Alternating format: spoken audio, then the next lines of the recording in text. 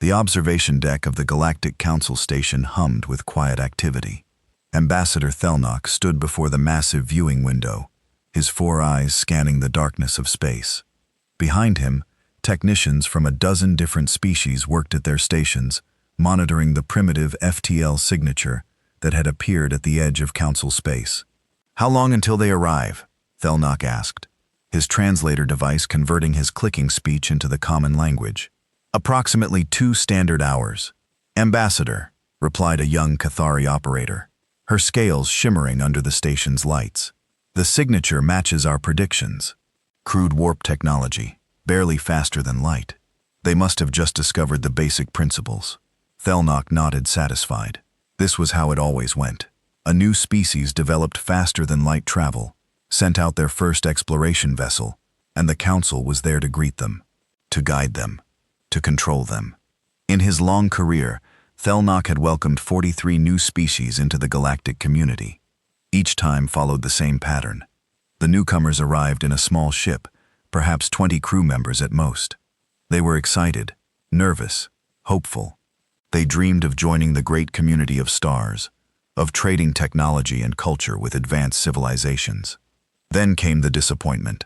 The Council's rules were strict. New species faced 500 years of probation, limited territory, restricted technology, heavy taxation on all trade. It was for their own good, of course. Primitive species needed to be protected from themselves and from the dangerous galaxy around them. "Prepare the welcome package," Thelnock ordered. "Standard protocol. Make sure the restrictions are clearly stated. These humans need to understand their place from the beginning." "Yes, Ambassador," the operator replied. Thelnock pulled up the information file on humanity. They were from a planet called Earth, a small blue world in an unremarkable system. The species had only recently unified under a single government after centuries of warfare. Their technology was primitive by Council standards. They had developed basic fusion power and crude FTL drives.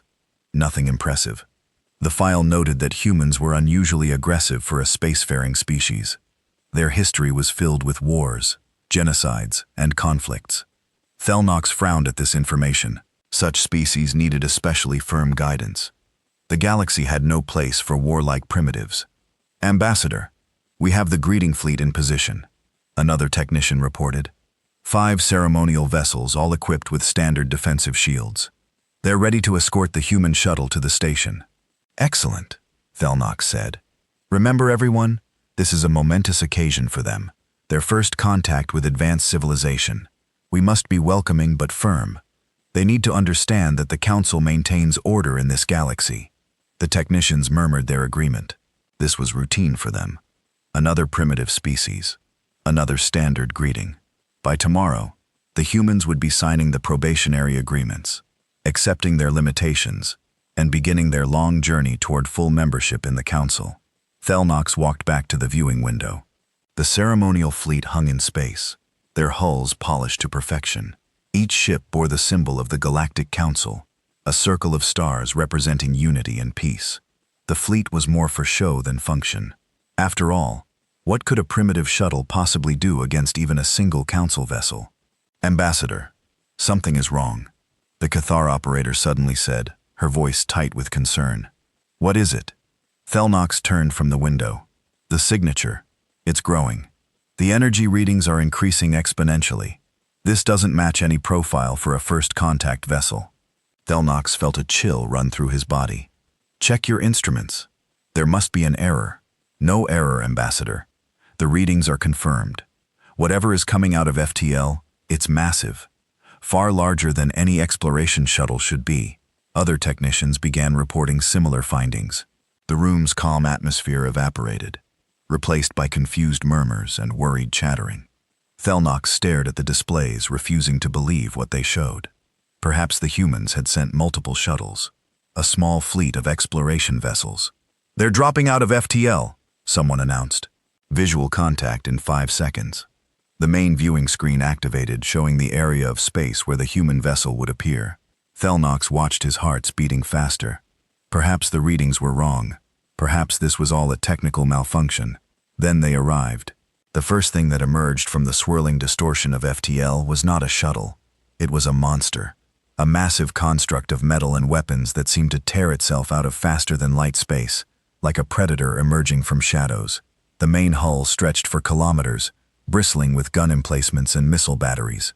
Massive engines glowed at the rear, powerful enough to push the enormous mass through space, at speeds that should have been impossible for something so large. "By the ancestors," Thelnox whispered. The ship continued to emerge, revealing more and more of its bulk. Armor plating covered every surface thick enough to withstand impacts that would vaporize lesser vessels. Strange symbols marked the hull along with designations in human script. As the translation software processed the information, words appeared on the screens around the observation deck. USS Prometheus. United Earth Space Service. Ambassador, more contacts, the Cathar operator said, her voice shaking. 20 additional vessels just dropped out of FTL. The viewing screen split into multiple images. Each one showed another human warship, smaller than the massive flagship, but still far larger than the Council's ceremonial vessels. They moved with precision, taking up formation around their flagship. These were not exploration ships. These were weapons of war, designed and built for one purpose: destruction. Thelnax stared at the fleet in disbelief. This was impossible. New species always arrived in small exploration vessels. They came seeking friendship and trade. They came with hope and curiosity. They did not arrive with enough firepower to destroy a solar system. "Get me a communication channel," Thelnax ordered, trying to keep his voice steady. Now, the technicians scrambled to comply. This had never happened before. There was no protocol for this situation. The Council's carefully maintained system of first contact, perfected over thousands of years, had just been torn apart by these humans and their massive warships. "Channel open, Ambassador," someone reported. Thelnax cleared his throat. "Attention, unknown vessels. This is Ambassador Thelnax of the Galactic Council. You have entered Council space. Please identify yourselves and state your intentions." For a long moment, there was only silence. The human fleet hung in space, weapons powered but not armed, waiting. Then the communication channel crackled to life. "This is Captain Sarah Chen of the United Earth Space Service vessel Prometheus. We are transmitting our credentials and diplomatic clearances now." The voice was female, confident, and completely calm. It was not the voice of someone overwhelmed by their first contact with alien civilization. It was the voice of a military commander who knew exactly what she was doing. Data began streaming into the Council station's computers. Thelnax watched as the information scrolled across his screen. Official documents from Earth's government, military credentials, diplomatic papers. Everything was in order, perfectly formatted according to Council first contact protocols. But that was impossible. How could they know the protocols? How could they have prepared these documents according to Council specifications? "We have been monitoring your communication networks for the past 6 months," Captain Chen continued as if reading his thoughts. "We have learned your languages, studied your laws, and observed your activities. We know how first contact is supposed to proceed." Thelnox felt his confidence crumbling. 6 months? The humans had been watching them for 6 months before making contact? That level of caution and preparation was unheard of among new species. "Captain Chen," Thelnox said carefully, "the standard protocol for first contact involves a small exploration vessel, not a military fleet. Can you explain why you have brought warships to this meeting?" Another pause. Then Captain Chen replied, her voice now carrying an edge of cold steel. "Ambassador, before we arrived, we spent those 6 months doing more than just learning your languages. We studied your history. We analyzed your actions. We investigated your so-called peacekeeping operations." Thelnox felt a knot forming in his stomach. "I don't understand what you mean." "We detected 17 active conflicts in the sectors near Earth," Captain Chen said. "We found evidence of 3 attempted invasions of primitive worlds that the Council failed to prevent. We discovered records of 2 ongoing genocides that the Council has ignored. We learned about the slave markets operating in Sector 447 that the Council claims not to know about." The observation deck had gone completely silent. Every technician was staring at the screens, listening to the human captain's words. Thelnox wanted to deny the accusations, but his mouth had gone dry. "We also learned about the 500-year probationary period," Captain Chen continued. about the technology restrictions that keep new species dependent on council members, about the trade taxes that ensure primitive species can never achieve true independence. We learned about the system you have built, Ambassador, a system that maintains your power while pretending to maintain peace. Those are lies, Thelnox managed to say, though his voice lacked conviction. The Council exists to protect all species. Our rules ensure stability and prevent conflict. Your rules ensure compliance. Captain Chen shot back. You don't protect the weak, Ambassador. You control them. And we are not going to participate in that system. Thelnox straightened, finding his anger. You have no choice. Every species that enters Council space must follow Council law. If you refuse, you will be quarantined to your home system. Your trade will be restricted. Your expansion will be limited. You will be isolated from galactic civilization. Is that a threat, Ambassador? It is a statement of fact. Another long silence. Thelnox waited, expecting the humans to back down. Every species did, eventually. The threat of isolation was too great.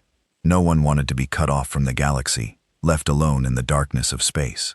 Ambassador Thelnox, Captain Chen said, finally. Let me make something clear. Humanity spent 200,000 years on one small planet, fighting and surviving and learning.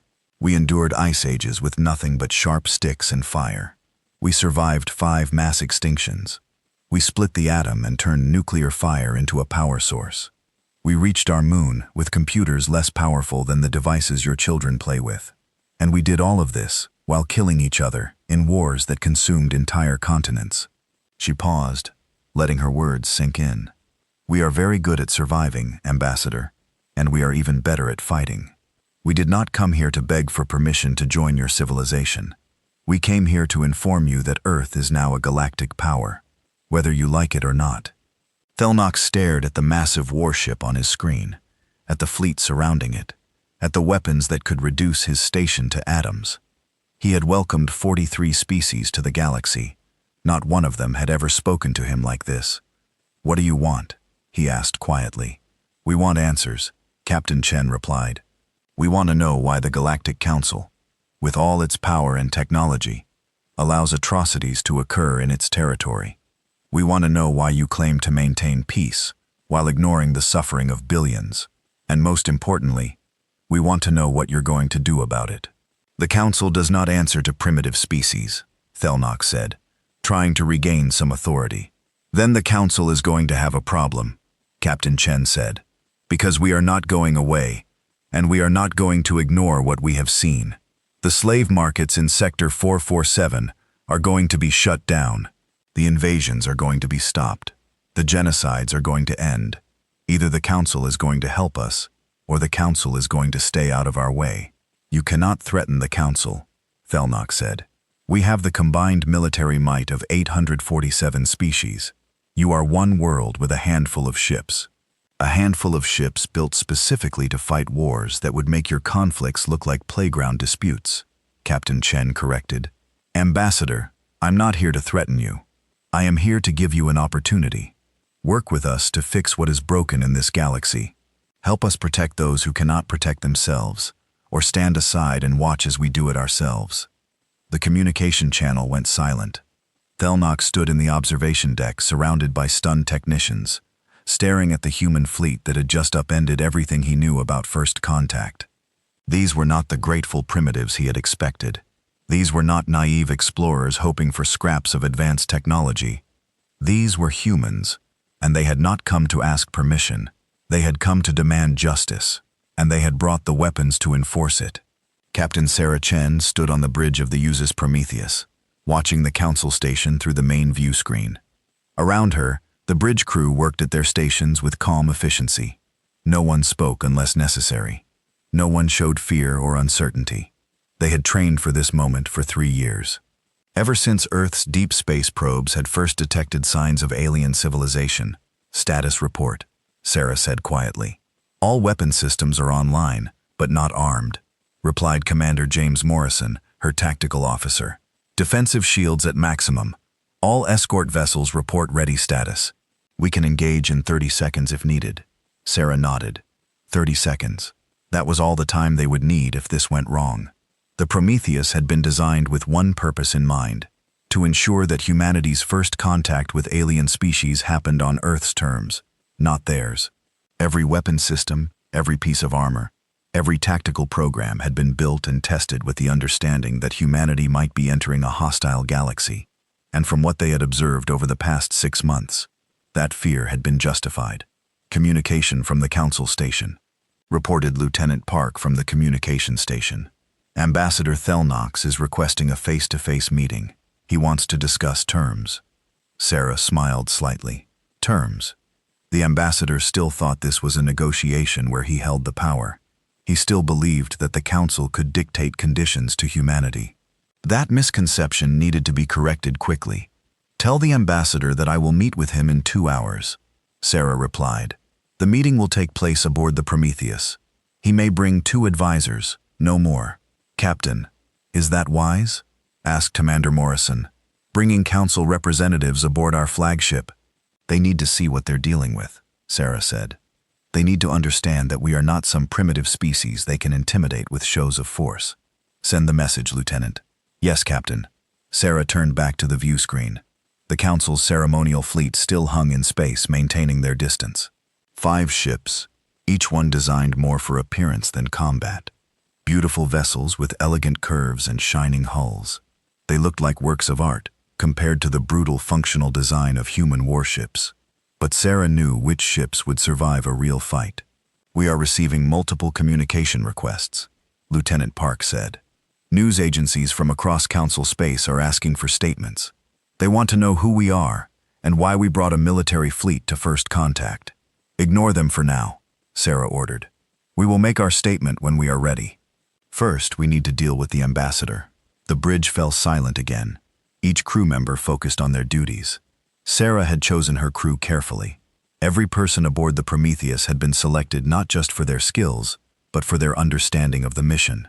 They all knew what was at stake. Humanity's place in the galaxy would be determined by what happened in the next few days.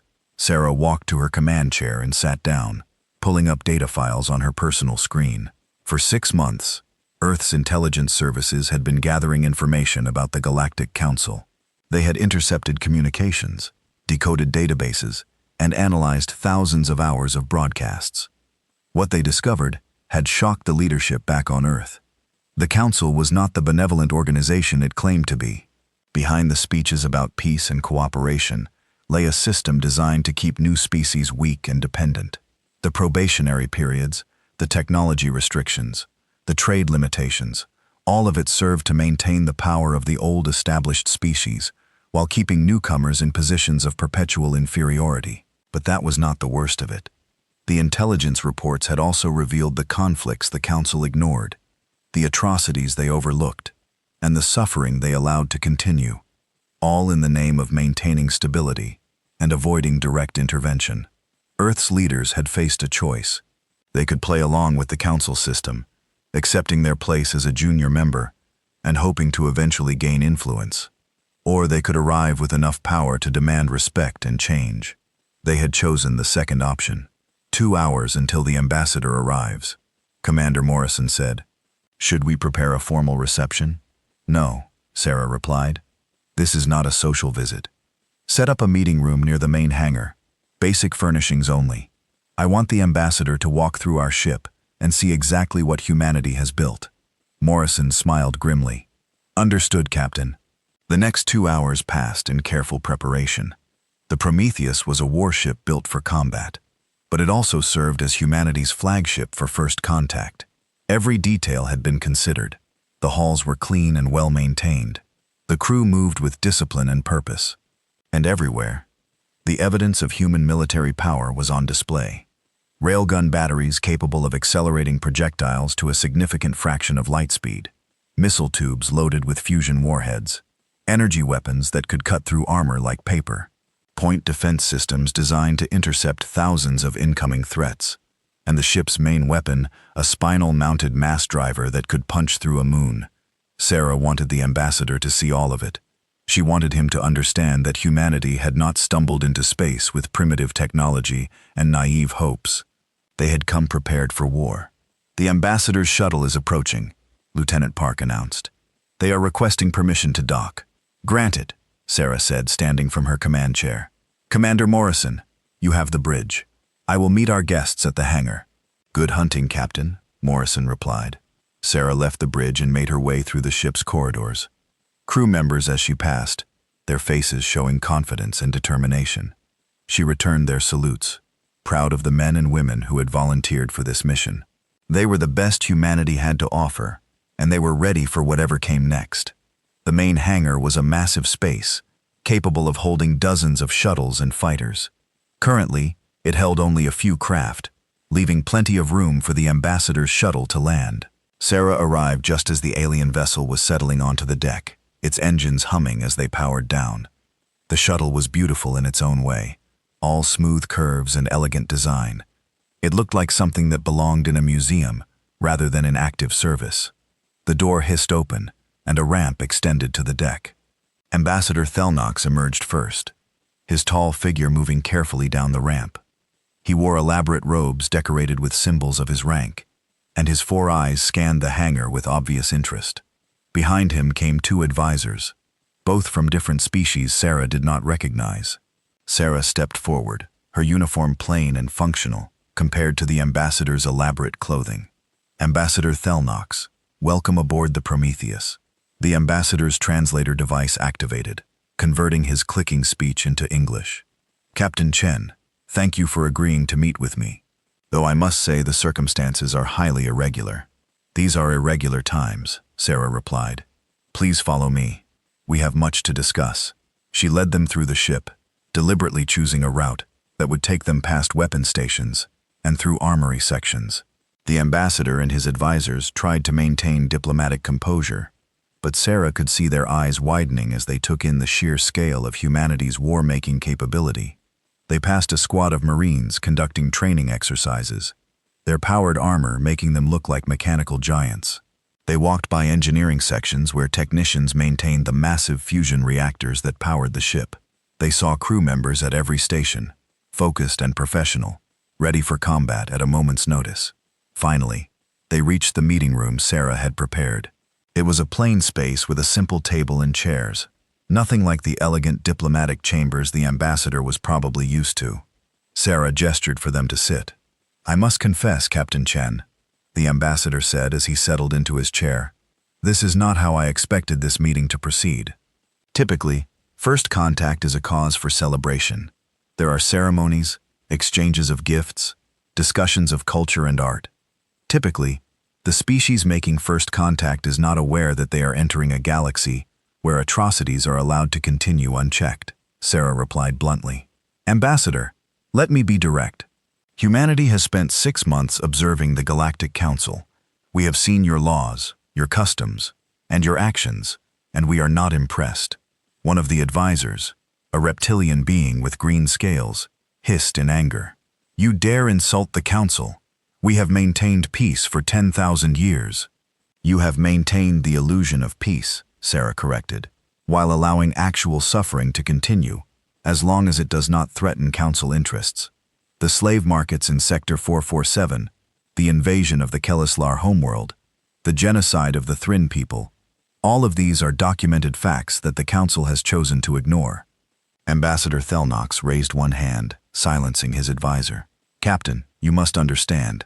The galaxy is vast and complex. The Council cannot intervene in every conflict. We must maintain a delicate balance, avoiding actions that might spark larger wars. That is a convenient excuse for inaction, Sarah said, and humanity rejects it. We did not claw our way out of our gravity well and cross light years of space just to watch injustices continue while those with the power to stop it claim their hands are tied. What would you have us do? The ambassador asked. You speak of intervention, but you have no understanding of the consequences. The Council's member species have their own interests, their own conflicts. If we begin taking sides, we risk tearing apart the very peace we have built. Sarah leaned forward. Then your peace is built on sand, Ambassador. If the only way to maintain it is to allow atrocities, then it is not true peace. It is merely the absence of war among the powerful, bought at the expense of the weak. The room fell silent. The ambassador and his advisors exchanged glances. clearly not accustomed to being spoken to so directly. Sarah waited, letting her words sink in. "Even if what you say has merit," the ambassador finally said, "what can one species do? You have a handful of ships, Captain Chin. The Council has thousands. You have one world. The Council has hundreds. Your power is insignificant compared to ours." Sarah smiled. It was not a friendly smile. "Is it? Tell me, Ambassador, how many of your species serve in the Council's military forces?" The ambassador blinked. "I do not see the relevance of that question." "Humor me." "Very few," the ambassador admitted. "The Vraxian Consortium is primarily a commercial and diplomatic power. We contribute funding and logistical support to Council forces." "And the other Council species?" Sarah pressed. "How many of them maintain significant military forces? How many of them are actually prepared for war?" The ambassador's silence was answer enough. Sarah nodded. "That is what we discovered in our observations, Ambassador. The Council's military power is an illusion. Most of your member species have allowed their defense forces to atrophy, relying on the assumption that no one would dare challenge Council authority. Your thousands of ships are mostly ceremonial vessels and lightly armed patrol craft. You have a few species that maintain real military power, but even they have grown complacent after 10,000 years of unchallenged dominance. You are making dangerous assumptions," the second advisor warned. "A being with multiple limbs and crystal-like skin. Am I?" Sarah pulled up a holographic display showing detailed breakdowns of Council military capabilities. "We have analyzed your fleet compositions, your weapons technology, and your tactical doctrines. We have studied your last military engagement, which occurred 700 years ago, against a species that barely had spaceflight. Your forces are unprepared for modern warfare." She changed the display, showing images of human warships and weapon systems. "Humanity, on the other hand, has never stopped fighting. Even after we unified our world government, we continued to develop military technology because we knew that when we finally reached the stars, we might encounter hostility. We prepared for the worst while hoping for the best." The ambassador stared at the display, his 4 eyes wide. "You built all of this before making first contact? Your entire civilization dedicated itself to preparing for war?" "We dedicated ourselves to ensuring our survival," Sarah corrected, "and to ensuring that if we encountered a galaxy that needed changing, we would have the power to change it." She stood, walking around the table to stand beside the ambassador. "I am going to be very clear, Ambassador Thelnox. Humanity is not asking for permission to join the galactic community. We are informing you that we are now a galactic power. The slave markets will be shut down. The invasions will be stopped. The genocides will end. This will happen with Council cooperation or without it. The choice is yours." "And if we refuse?" the ambassador asked quietly. "If we use the full might of the Council to stop you?" Sarah met his gaze steadily. "Then the galaxy will learn that the Council's 10,000 years of peace were maintained not through strength, but through the absence of anyone willing to challenge them. Because we are willing, Ambassador. We are ready, and we will not back down." The ambassador sat in silence for a long moment. Finally he stood, his robes rustling. "I must consult with the Council leadership. This is far beyond my authority to decide." "Of course," Sarah said. "But while you consult, know this. We are done waiting. In 72 hours, human forces will move into Sector 447 to begin shutting down the slave markets. Any attempt to stop us will be considered an act of war. Choose your next actions carefully, Ambassador." The ambassador and his advisors left without another word, escorted back to their shuttle by a squad of Marines. Sarah watched them go, knowing that everything had just changed. Humanity had thrown down the gauntlet. Now they would see if the Council had the courage to pick it up. She made her way back to the bridge, where Commander Morrison was waiting with a questioning look. "How did it go, Captain?" he asked. Sarah settled into her command chair, looking out at the stars. "They are going to fight us. They cannot afford to back down. Their entire system of control depends on new species accepting their place. Then we are going to war? We are going to do what is right," Sarah replied. "And if that means war, then so be it. Alert all vessels. Combat operations begin in 72 hours. Humanity has arrived, Commander, and we are not here to play by their rules. The Council chamber was ancient, built thousands of years ago, when the galactic government was first established. Massive pillars of crystalline material supported a dome that showed the stars above, a reminder that the Council's authority extended across the galaxy. Representatives from 847 species filled the seats, their voices creating a cacophony of different languages and sounds as they debated what to do about the human problem. Ambassador Thelnock stood at the central podium, feeling the weight of thousands of eyes upon him. In his long career, he had never been in a situation like this. No species had ever challenged the Council so directly. With such confidence and military power, the humans had not just rejected Council authority, they had threatened to tear apart the entire system that had maintained order for 10 millennia. "Order!" called High Chancellor Varix, the leader of the Council. His voice boomed through the chamber, silencing the debates. Varix was a zenith, one of the oldest species in the Council, and his authority was absolute. Ambassador Thelnox will present his report. Everyone will listen in silence. The chamber quieted immediately. Thelnox took a deep breath and began. "Honored Council members, I have returned from my meeting with the human military commander, Captain Sarah Chen. What I witnessed there was deeply concerning. The humans have arrived with a fleet of advanced warships, and they have made demands that strike at the very foundation of Council authority." He activated a holographic display, showing images of the human vessels. Gasps and murmurs filled the chamber as the Council members saw the massive warships for the first time. The Prometheus dominated the display, its weapon systems clearly visible even in the static images. "As you can see, these are not exploration vessels," Thelnox continued. "The humans built these ships specifically for war. They have been observing us for 6 months, studying our laws and our actions, and they have judged us and found us wanting." "Judged us?" shouted a representative from the Carthay Unity. "How dare they? We are the Council. We have maintained peace for 10,000 years. They claim our peace is an illusion," Thelnox replied. "They accuse us of ignoring atrocities and allowing suffering to continue." They specifically mentioned the slave markets in Sector 447, the invasion of the Kelmar homeworld, and the genocide of the Thryn people. The chamber erupted in angry shouts. Representatives stood waving appendages and tentacles demanding to be heard. The accusations struck too close to home. Everyone in the chamber knew about those situations. They had all voted to take no action to maintain neutrality, to avoid complications. High Chancellor Varax called for order again. "This is outrageous. Who are these humans to question our decisions? We have carefully maintained the balance of power in this galaxy. We have prevented major conflicts. We have upheld the law. They claim we uphold the law only when it suits us," Thelnox said quietly, "and they have evidence to support their claims. Captain Chen showed me detailed intelligence files. They know about situations we have kept hidden from the general galactic population. They know about Council members who operate the very slave markets we publicly condemn. They know about the technology restrictions we claim are for safety but actually exist to keep new species dependent on us. This is propaganda," declared a representative from the Vothian Empire.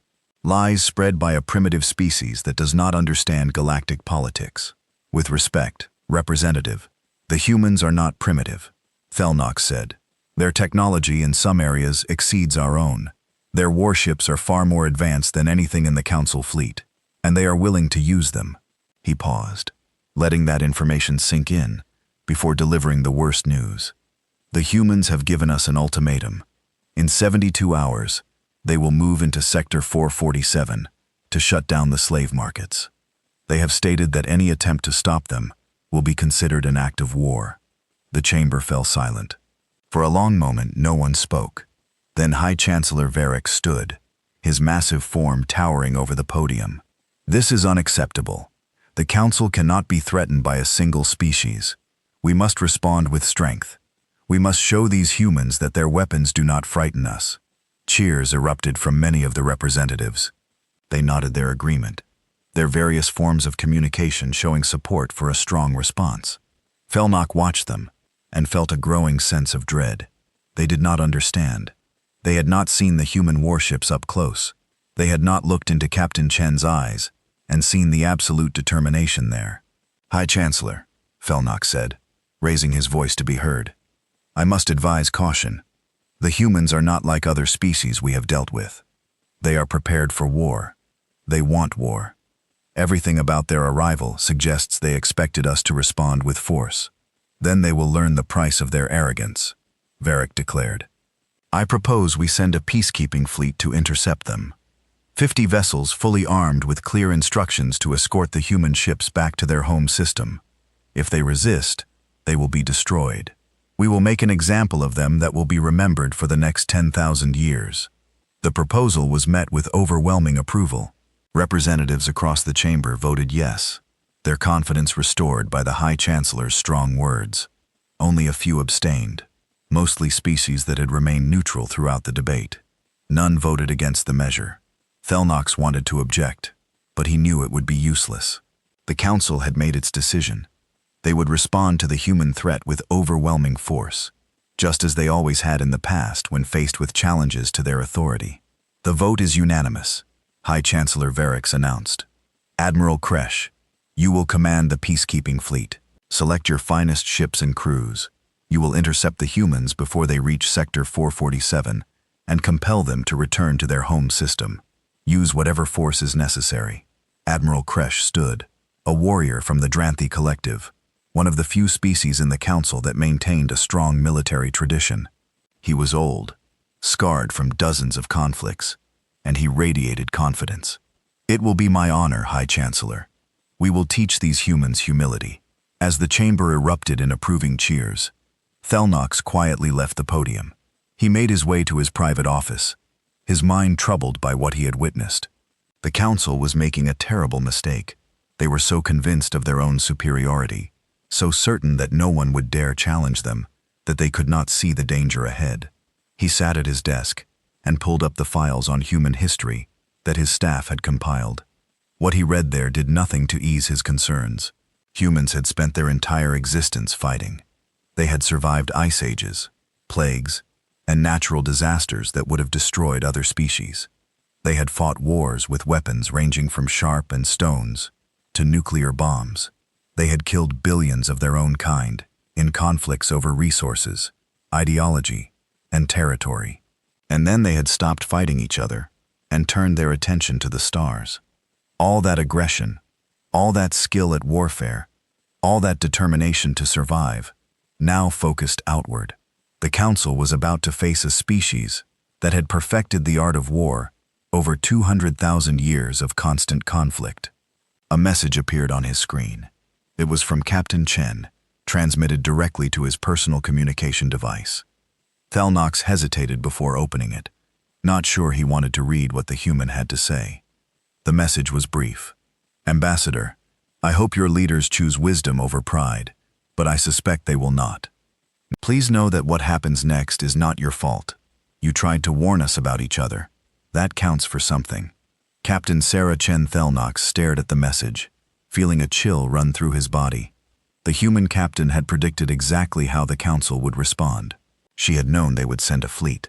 She had expected them to respond with force, and she had prepared for it. He composed a reply, his hands shaking slightly.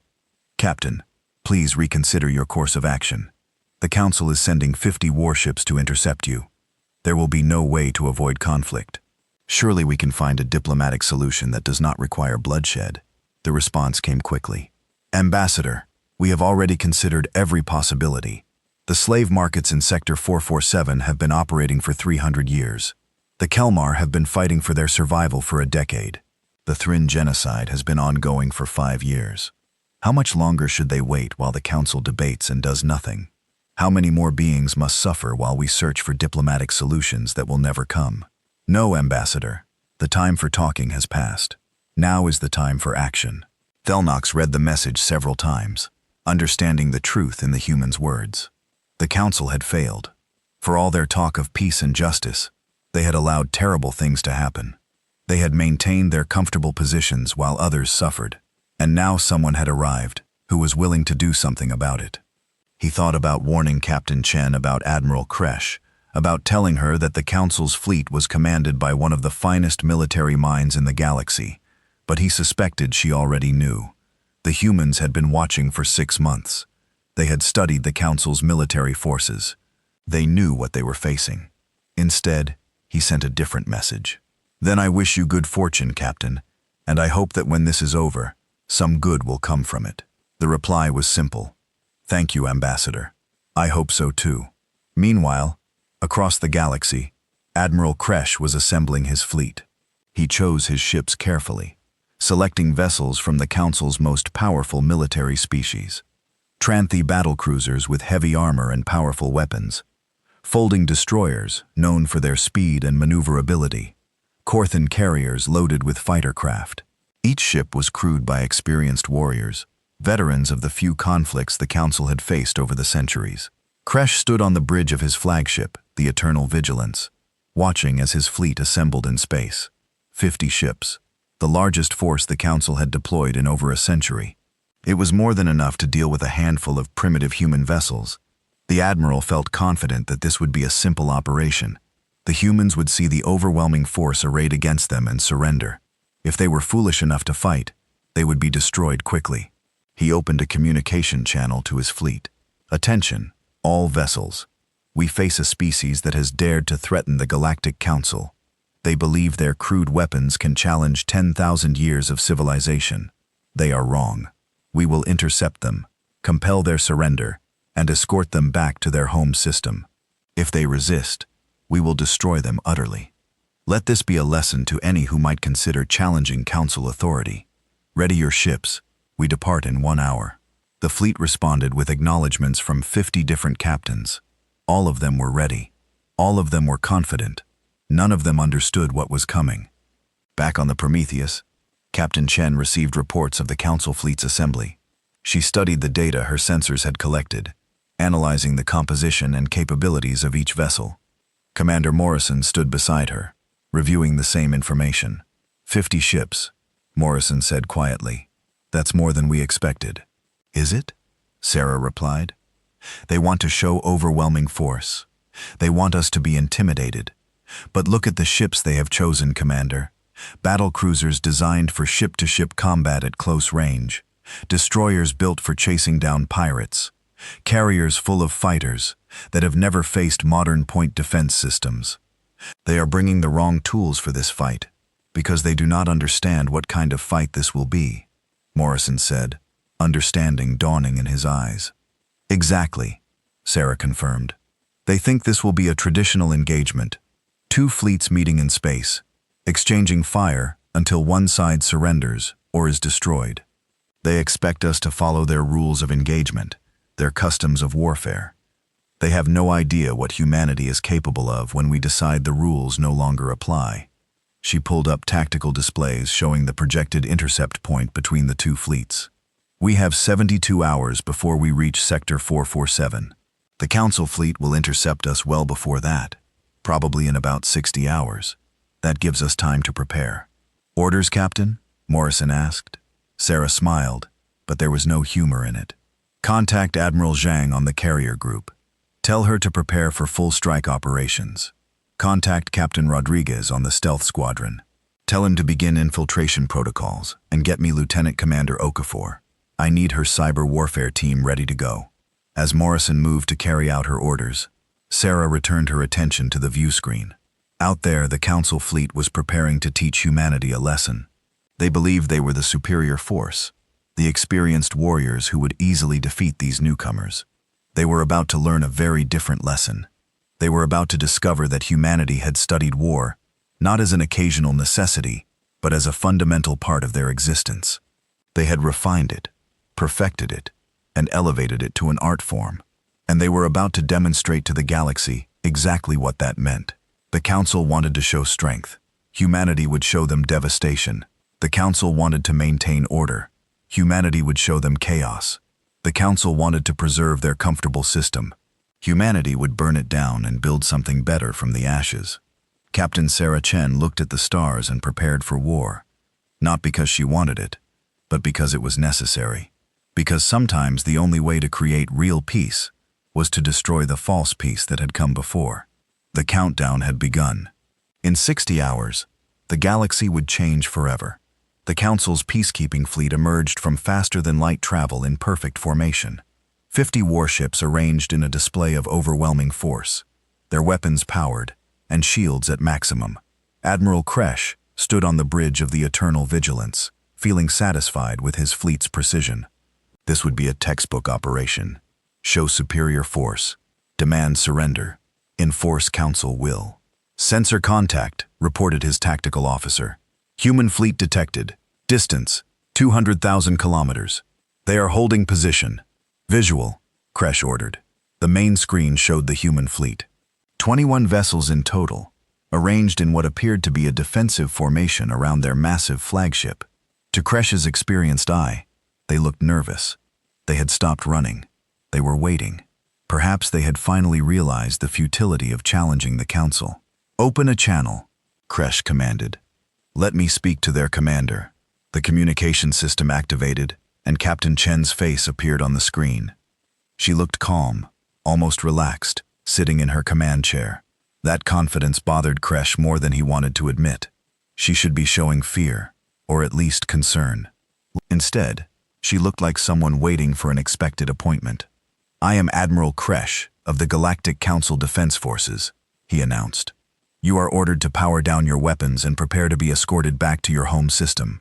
This is your only warning. Comply, or be destroyed. Captain Chen tilted her head slightly. Admiral, I appreciate the formality, but we both know how this is going to end. You are not going to escort us anywhere, and we are not turning back. Then you choose death, Kresh replied. My fleet outnumbers yours more than 2 to 1. Our vessels are crewed by experienced warriors. This is not a fight you can win. You are correct that this is not a fight we can win, Chen said, and for a moment, Kresh felt relief. Then she continued, because it is not going to be a fight. It is going to be an execution. Your execution, Admiral. Kresh felt his confidence waver. The human's tone was not boastful or threatening. It was simply matter of fact, as if she were describing something that had already happened. You are bluffing. Surrender now, and your crews will be treated fairly. I am not bluffing, Admiral, and I am going to prove it. In approximately 10 seconds, your flagship is going to lose primary power. Your weapon systems will go offline. Your shields will collapse. You will be completely helpless, and there is nothing you can do to stop it. Kresh laughed. Impossible. Our systems are hardened against electronic warfare. No primitive species could penetrate our defenses. 8 seconds, Chen said calmly. She is trying to buy time, Kresh's tactical officer said. There is nothing on our sensors. No incoming weapons. No hostile signatures. 6 seconds, Chen continued. Kresh felt a moment of doubt. Something about the human's certainty was disturbing. But he had fought for a century. He trusted his instruments, his ships, and his crew. All vessels maintain formation. Prepare to engage on my command. 3 seconds, Chen said. Kresh opened his mouth to give the order to fire. Then every light on his bridge went dark. Emergency lighting activated a moment later, casting everything in a red glow. Alarms blared throughout the ship. His tactical officer stared at his console in disbelief. Admiral, we have lost main power. Backup systems failing. Weapons offline. Shields down. We are dead in space. How? Kresh demanded. What happened? Before anyone could answer, Chen's voice came through the communication system, which somehow still worked. I told you, Admiral. What you are experiencing is the result of 6 months of surveillance. We studied your technology. We found your weaknesses, and we developed countermeasures. Kresh looked at his tactical display, running on emergency power. To his horror, he saw that 4 other ships in his fleet were also showing dead in space. 5 ships disabled in seconds without a shot fired. This is impossible, he whispered. It is mathematics, Chen replied. Your quantum power cores operate on a specific frequency. We developed a pulse weapon that disrupts that frequency, causing a cascade failure in your power systems. The pulse is invisible to your sensors because it operates outside the ranges you normally monitor, and your shields cannot stop it because they were not designed to block that type of energy. Kresh felt his world crumbling. You are attacking ships that have not fired on you. This is a war crime. We are demonstrating capability, Chen corrected. No one has been killed. Your life support systems are still functioning. Your crews are safe. But you are now helpless. Consider this a lesson, Admiral. You brought ships designed to fight enemies from your past. We brought weapons designed to fight enemies from your future. All ships, return fire. Kresh ordered through the fleet communication system. Destroy the human vessels. His fleet responded. 45 ships moving to attack. Missile batteries launched thousands of warheads. Energy weapons charged to full power. Fighter craft launched from the carriers, swarming toward the human fleet like angry insects. It was everything the Council could bring to bear. A devastating assault that should have overwhelmed any defense. Then, the human point defense systems activated. Admiral Zhang, commanding the human carrier group from the USS Shanghai, watched as her battle management computers processed the incoming threats. Thousands of missiles and hundreds of fighters, all tracked and categorized in microseconds. Authorization confirmed. Point defense free, she ordered calmly. Every human warship bristled with defensive weapons. Rapid-fire railguns that could track and destroy dozens of targets per second. Laser arrays that could burn through armor in milliseconds. Automated systems that processed information faster than any living being could think. They had been designed to defend against the massed missile attacks that had characterized human warfare. Refined through decades of simulations and exercises, the Council's missiles never got close. The human point defense systems created an impenetrable wall of fire around the fleet. Explosions lit up space, as thousands of warheads were destroyed before reaching their targets. The few that got through impacted against shields designed to absorb hits from weapons far more powerful than anything the Council possessed. The fighters fared no better. They were fast and maneuverable, piloted by skilled warriors who had trained for years. But they were also predictable, following attack patterns that had not changed in centuries. The human computers predicted their movements, calculated intercept solutions, and destroyed them with ruthless efficiency. In less than 2 minutes, 90% of the Council's fighters had been reduced to debris. Admiral Kresh watched in horror as his attack completely failed. Not a single human ship showed any damage. Not one shield had been penetrated. The humans had not even bothered to maneuver. They had simply stood their ground and demonstrated that nothing in the Council arsenal could harm them. "Admiral, what are your orders?" his tactical officer asked, his voice shaking. Kresh had no orders. He had no plan for this situation. In a century of military service, he had never faced an enemy that could render his forces completely helpless without even trying. "All ships withdraw. Fall back to Council space." "Negative." Chen's voice came through the speakers. "No one is withdrawing, Admiral. We are not finished with our demonstration." On the Prometheus, Captain Chen turned to Commander Morrison. "Are the stealth ships in position?" "Yes, Captain. They have been shadowing the Council fleet since before it arrived, waiting for your order." Sarah nodded. The stealth squadron, commanded by Captain Rodriguez, had used human technology that the Council did not even know existed. Ships with hulls that absorbed sensor waves instead of reflecting them. Engines that left no detectable signatures. They were invisible to the Council's instruments. Ghosts in space. "Execute Phase 2, Sarah ordered. Throughout the Council fleet, ships suddenly began losing systems. Not all at once like before, but one by one. A battlecruiser's weapons went offline. A destroyer lost maneuvering control. A carrier's hangar doors sealed shut, trapping its remaining fighters inside. The stealth ships were using targeted electronic warfare, attacking systems with surgical precision. "This is a nightmare," Admiral Kresh whispered, watching his fleet fall apart without understanding how or why. "This is modern warfare," Chen corrected through the communication channel. "You built your forces to fight the enemies you knew. We built ours to fight enemies we could imagine. There is a difference, Admiral. A critical difference." She stood from her command chair. "But we are not here to destroy you. We are here to make a point. So I am going to give you a choice.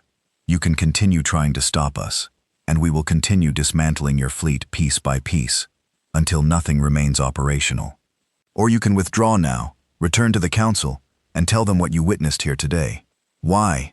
Kresh asked, his voice hollow. "Why show mercy? You could destroy us all."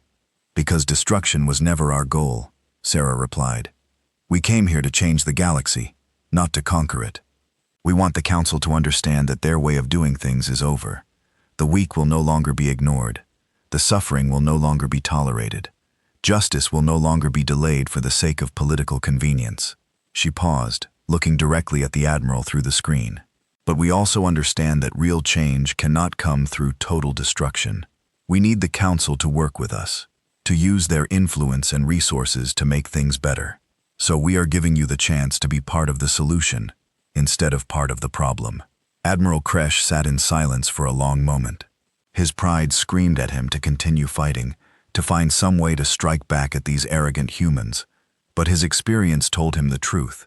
He had been defeated more thoroughly than any warrior in Council history. The humans could have destroyed his entire fleet, but they chose not to. They had made their point with devastating clarity. "I will withdraw," he said quietly, "and I will deliver your message to the Council." "Thank you, Admiral," Sarah said. "One more thing. Your disabled ships will regain power in approximately 1 hour. Once the effects of our pulse weapon dissipate, we will not pursue you. But know this. What you experienced today was us being gentle. If we meet again as enemies, we will not show the same restraint." The communication channel closed. Admiral Kresh sat on his bridge, surrounded by defeated officers and failed systems, and understood that everything had changed. The Council's age of absolute authority was over.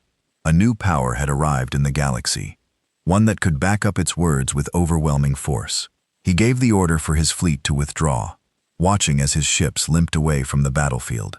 Behind them, the human fleet remained in position, untouched and untroubled. They had made their demonstration.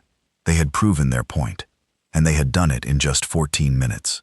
The UES Prometheus resumed its course toward Sector 447, its escort fleet falling in around it. Captain Chen returned to her command chair, reviewing the battle data. Everything had gone according to plan. They had defeated a superior force without killing anyone, demonstrating both their military capability and their restraint. "Captain, we are receiving communication requests from across the galaxy," Lieutenant Park reported. "News of the battle is spreading. Species are asking about our intentions. Some are expressing support. Others are condemning our actions. Ignore them for now," Sarah ordered. "We have a mission to complete. The slave markets of Sector 447 are still operating. People are still suffering. We will deal with galactic opinion after we finish the job we came here to do." "Yes, Captain." Commander Morrison approached her chair. "That was impressive, Captain. We defeated them without firing a shot in anger. We defeated them because we understood something they did not," Sarah replied. "War is not about having the biggest guns or the most ships.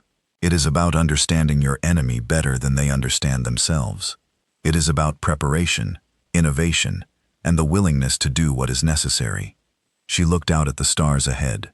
"But the hard part is just beginning, Commander. We have shown the galaxy that we can fight. Now we need to show them that we can also build. We need to prove that our way is better than what came before. Do you think the Council will accept that?" Sarah smiled slightly.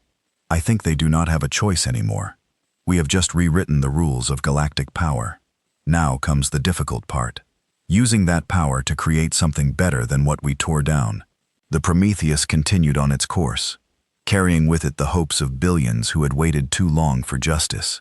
Behind it, the Council fleet retreated, carrying the message that the galaxy's old order had fallen. And ahead, in Sector 447, the slave markets that had operated for 3 centuries were about to close forever. The demonstration was complete. Humanity had announced its arrival in the only language that the powerful truly understood, overwhelming and undeniable force. But Captain Sarah Chen knew that this was just the beginning. The real work, the hard work of building a better galaxy, still lay ahead. And unlike the battle they had just won, that work could not be accomplished with weapons alone. It would require something far more difficult. The courage to do what was right, even when it was hard. The wisdom to use power justly, even when it was tempting to abuse it. And the determination to never forget why they had come to the stars in the first place. Not for conquest, not for glory, but because someone needed to stand up for those who could not stand up for themselves. That was the true human way, and the galaxy was about to learn what that meant. 3 months had passed since the confrontation with Admiral Kresh's fleet. 3 months that had fundamentally transformed the galaxy. Captain Sarah Chen stood in what was once the largest slave market in Sector 447, now converted into a refugee processing center. Where beings had once been bought and sold like property, they now received medical care, legal assistance, and transportation to new homes. The transformation had not been easy. The first week after the battle, human forces had swept through Sector 447 like a storm. They had shut down every slave market they could find, arrested the traders, and freed thousands of beings from captivity. But freedom was only the first step. These people needed food, shelter, medical attention, and hope for the future. That was the harder work, the work that could not be accomplished with weapons. Sarah walked through the processing center, observing the operations. Human aid workers moved among the refugees, assisted by volunteers from 17 different species. That number still amazed her. 17 species had formally requested Earth's protection and assistance, not because humanity had conquered them, but because they believed in what humanity was trying to do. "Captain Chen," a voice called. She turned to see Administrator Liu approaching carrying a data pad. Liu had been a diplomat before the mission. Now he managed refugee operations across Sector 447. The latest numbers are in. We processed 8,347 individuals. Medical treatment is ongoing for another 2,000. Housing assignments are complete for 70%. Sarah nodded, reviewing the data. "What about the criminal prosecutions?" "Complicated," Liu admitted. "The Council is claiming jurisdiction over the slave traders since they are Council citizens. But many of the victims refuse to see their abusers tried in Council courts. They do not trust the system that allowed this to happen in the first place. Set up independent tribunals," Sarah decided. "We will try the traders under international humanitarian law. The Council can observe, but they do not get to control the process. These people deserve justice, real justice, not political theater." Liu made notes on his pad. "That will upset the Council even more." "The Council has been upset for 3 months," Sarah replied. "They will learn to live with it." She continued her walk through the center, stopping to speak with some of the refugees. A Kilmar family reunited after being separated at different markets. A group of Thryn survivors finally safe after years of genocide. A young being from a species Sarah did not recognize, holding tightly to a human aid worker's hand. These were the faces that made everything worthwhile. Every political complication, every angry message from the Council, every sleepless night worrying about the future, all of it was worth it to see people who had lost hope finding it again. Her communicator chirped. "Captain, this is Commander Morrison, on the Prometheus. You have an incoming call from Ambassador Thelnox. He says it is urgent." Sarah found a quiet corner of the processing center. "Put him through." Thelnox's face appeared on her communicator. He looked older than he had 3 months ago, worn down by the changes sweeping through the galaxy. "Captain Chen, thank you for taking my call." "Ambassador, how can I help you?" "I wanted to inform you that the Council has reached a decision regarding your actions. It was not unanimous, and the debate was fierce, but a majority has voted to formally recognize Earth as an independent galactic power." Sarah raised an eyebrow. "That is surprisingly reasonable of them." "Do not mistake pragmatism for acceptance," Thelnox said wearily. "The Council understands that they cannot stop you through force. Admiral Kresh's report made that clear. But many Council members are deeply unhappy with the precedent you have set. They fear that other species will follow your example." "They should fear that," Sarah said. "If the only thing keeping species loyal to the Council is fear of punishment, then the system deserves to fall apart." Thelnox sighed. "Perhaps. But systems do not fall apart cleanly, Captain. When they collapse, there is chaos, suffering, war. Are you prepared for that responsibility?" "We are prepared to help build something better," Sarah replied. "Something based on justice rather than power, on cooperation rather than control." "Idealistic words," Thelnox said. "But idealism is easy when you have the biggest weapons. The true test will come when you face difficult choices, when you must decide between your principles and your interests." Sarah met his gaze steadily. "We have already made that choice, Ambassador. We came here knowing it would be difficult, knowing it would be expensive, knowing it might cost human lives. We came anyway, because some things are more important than safety or profit." Thelnox was quiet for a moment. "I believe you mean that. I hope you still believe it when the real challenges begin, because there is something else I need to tell you." 7 more species have requested council membership in the past week. All of them are explicitly stating that they want the protection of human military forces. Your alliance is growing, Captain Chen. You are building an empire whether you intend to or not. We are not building an empire, Sarah corrected firmly. We are building a coalition. Every species that joins us does so freely. They can leave whenever they want. We are not the council, Ambassador. We do not demand 500 years of servitude in exchange for basic rights. Then what do you demand? Thelnox asked. Commitment to basic principles, Sarah said. No slavery, no genocide, no aggressive war, respect for sentient rights. Species can govern themselves however they want, as long as they follow those rules. Is that really so unreasonable? No, Thelnox admitted. It is not. That is what makes this so difficult for the Council. You are not wrong, Captain. That is the problem. Everything you have said about our failures, about our compromises, about our tolerance of injustice, all of it is true. And now we must either change or be replaced. Sarah felt a moment of sympathy for the old ambassador. He was caught between two worlds, the old order he had served for so long, and the new reality that humanity had forced upon the galaxy. Ambassador, I want you to know that we are not trying to destroy the Council. We want you to be part of the solution. The galaxy needs the experience and resources that the Council represents. But on your terms, Thelnox said. On terms that put justice first, Sarah corrected. Is that really so terrible?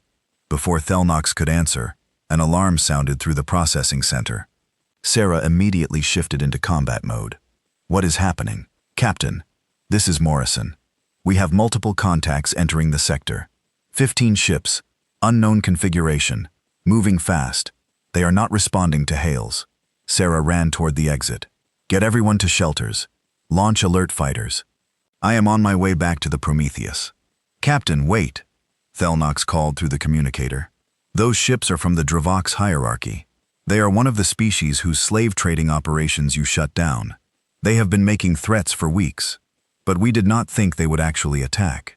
They are attacking a refugee center. Sarah felt cold fury building in her chest. Why? Revenge, Thelnox said simply. They want to make an example, to show that defying their interests has consequences. Sarah reached her shuttle, Commander Morrison's voice continuing in her ear.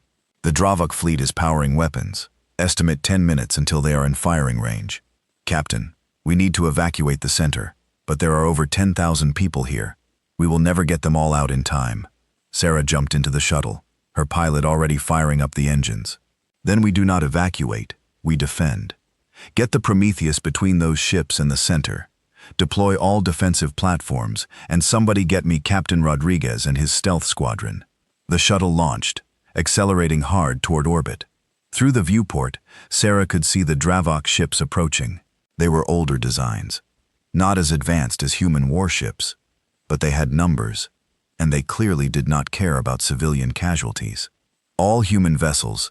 This is Captain Chen. We have hostile forces approaching the refugee center. Our mission is to protect every single person in that facility. No one gets through.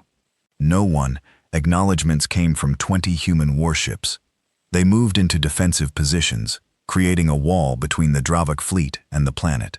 It was exactly the kind of fight Sarah had hoped to avoid. They had tried to change the galaxy without excessive bloodshed, but some people only understood force. Dravok vessels. This is Captain Sarah Chen of the U.S. Prometheus. You are approaching a protected humanitarian zone. Turn back now, or you will be destroyed. The response came in broken English, filled with rage. You destroyed our businesses, human. You cost us billions in lost profits. You took what was ours. Now we will take something from you. We will kill your refugees. We will burn your center, and we will show the galaxy that humanity is not invincible. Wrong answer, Sarah said quietly. She reached the Prometheus and ran to the bridge. Morrison had everything ready. The ship at full combat readiness. Captain Rodriguez, are you in position? Affirmative, Captain, came the response from the stealth squadron commander. We have been tracking the Dravok fleet since they entered the sector. 6 of our ships are positioned behind them. 3 more are along their flanks. They have no idea we are here. Sarah settled into her command chair. All ships weapons free. Rules of engagement. Disable if possible. Destroy if necessary. The safety of those refugees is our only priority. The Dravok fleet opened fire first, launching missiles toward the planet.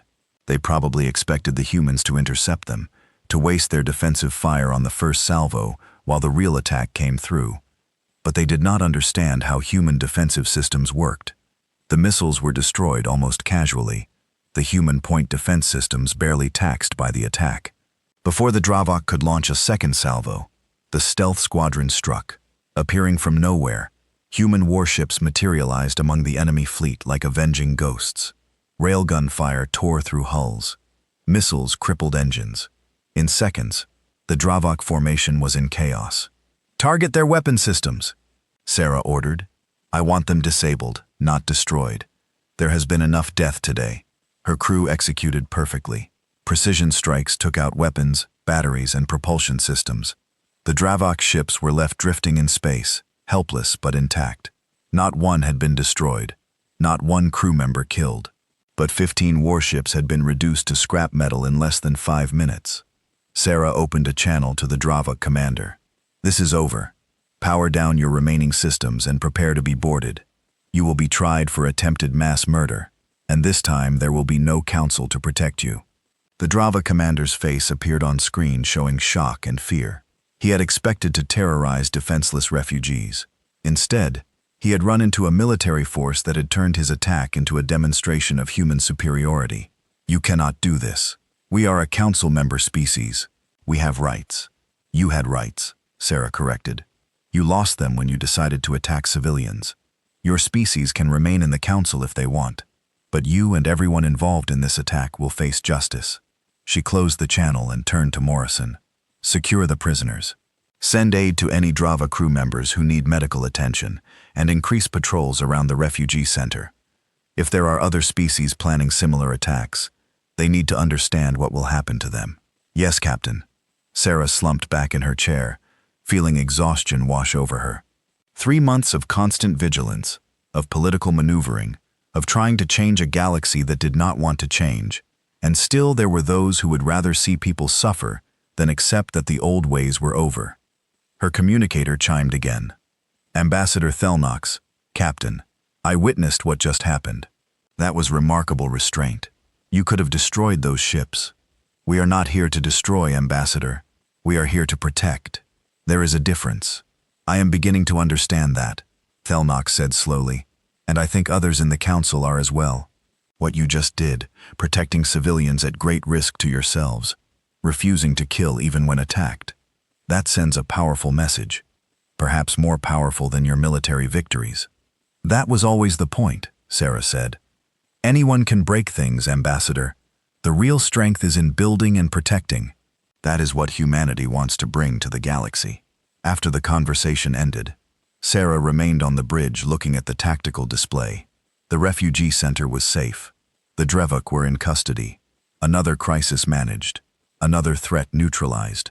But Thelnox's words echoed in her mind. 7 more species wanting to join the human alliance. An empire growing whether they wanted it or not. Commander Morrison approached her chair. "Captain, we are receiving requests for assistance from 4 different sectors. Apparently, word of what we did here has spread. Other species being oppressed by council members are asking for help." Sarah closed her eyes briefly. This was what she had feared. Success breeding more responsibility. Each victory creating new obligations. They had set out to stop slavery in one sector and ended up reshaping galactic politics. "We cannot help everyone," Morrison said quietly, reading her expression. "We do not have the ships or the people." "No," Sarah agreed, "but we can do more than nothing, and we can inspire others to help themselves." She made a decision. "Send a message to all the species in our alliance. Tell them we need to form a proper organization, not an empire, not a government, a coalition dedicated to mutual defense and humanitarian principles.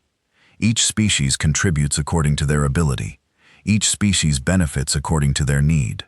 "What will we call it?" Morrison asked. Sarah thought for a moment. "The Free Species Coalition, because that is what we are. Species that have chosen freedom over oppression, justice over convenience. and we will stand together to defend those principles." Morrison smiled. "The Council is really going to hate that." "Let them," Sarah replied. "They had 10,000 years to build something better. They chose comfort over justice. Now it is our turn." Over the next few weeks, the Free Species Coalition took shape. Representatives from 24 species gathered on a neutral station that humanity had constructed specifically for this purpose. It was not grand like the council chambers. There were no ancient pillars or elaborate decorations, just functional meeting rooms where beings could work together to solve real problems. Sarah watched the first official session from the observation deck. Below, representatives debated the coalition's charter. Some wanted strict rules and regulations. Others argued for maximum freedom. Humans tried to guide the discussion, but mostly they listened. This could not be another human empire with different branding.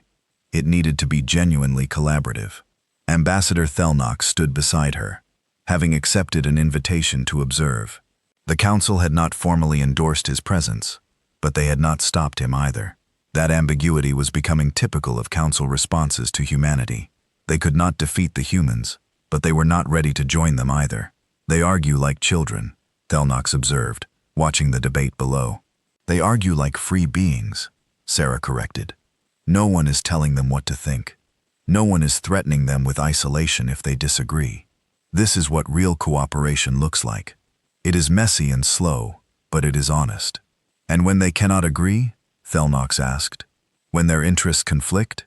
What happens when your coalition faces a crisis that cannot be solved by noble intentions?" "Then we will figure it out together," Sarah said. "We will make mistakes. We will have failures, but we will face them honestly, and we will learn from them. That is more than the council ever did."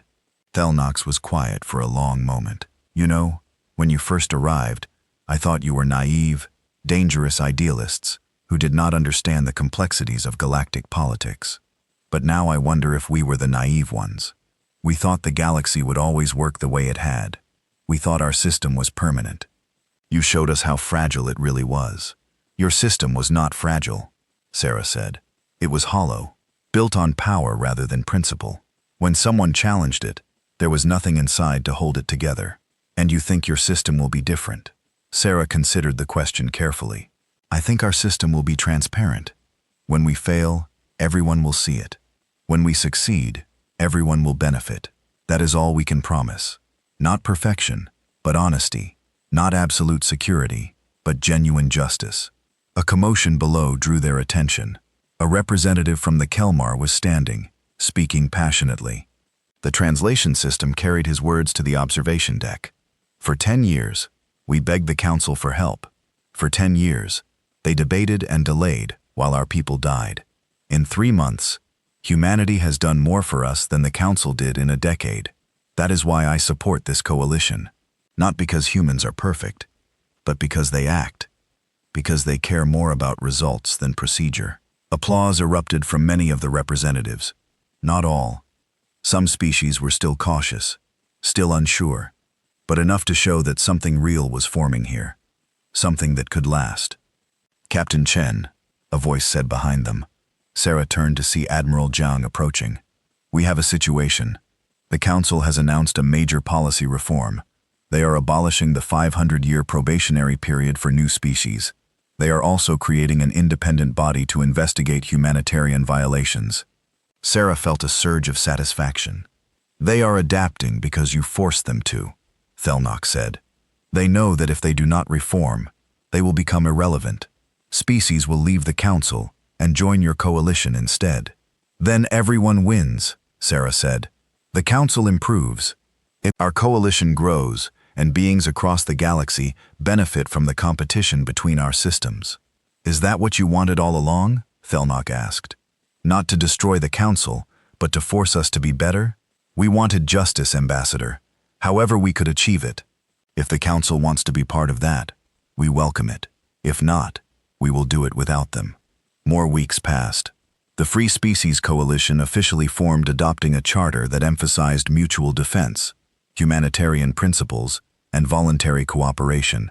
No species was required to join. No species was punished for leaving. It was everything the Council was not. And slowly, carefully, some Council species began to take notice. Not to join the coalition, not yet, but to establish diplomatic relations, to observe, to learn. The galaxy was watching humanity's experiment, wondering if it would succeed or fail. Sarah knew that the real work was just beginning. They had fought a battle and won. They had rescued thousands and brought criminals to justice. They had forced the Council to reform and established a new organization, but maintaining that progress would be harder than achieving it. There would be more crises, more species needing help, more difficult decisions about when to intervene and when to hold back.